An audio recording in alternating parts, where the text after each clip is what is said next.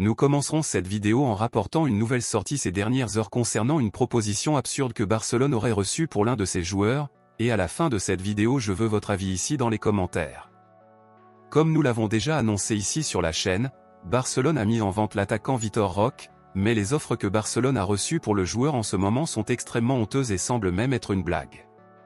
Au cours des dernières heures, il a été confirmé qu'Everton avait contacté Barcelone et proposé 25 millions d'euros fixes plus 3 millions d'euros variables à Vitor Roque, mais Barcelone aurait immédiatement rejeté l'offre car il pensait que la valeur était bien inférieure à ce à quoi il s'attendait.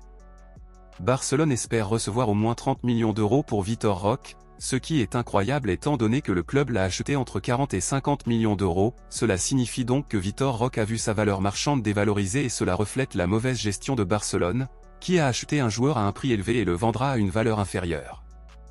Sur une échelle de 0 à 10, dans quelle mesure pensez-vous que Barcelone détruit la carrière de Vitor Roque? Laissez votre avis ici dans les commentaires. Passons maintenant à l'actualité principale, bombe exclusive de dernière minute. Bien que certains joueurs de Barcelone reçoivent des offres inférieures à ce qu'ils méritent, d'autres joueurs susciteraient un grand désir dans des clubs géants prêts à payer des sommes millionnaires élevées, et un joueur qui serait actuellement dans le viseur de deux clubs anglais est le milieu de terrain Fermín López. Après son rôle de premier plan aux Jeux Olympiques, en étant nommé meilleur buteur et meilleur joueur de l'équipe nationale espagnole, Fermín López a suscité le désir de Liverpool et de Chelsea, qui ont contacté Barcelone ces dernières heures en proposant plus de 50 millions d'euros aux joueurs. L'information confirme que Barcelone a rejeté les offres et a l'intention de renouveler le contrat avec le joueur à ce moment-là, car il voit beaucoup de potentiel à long terme.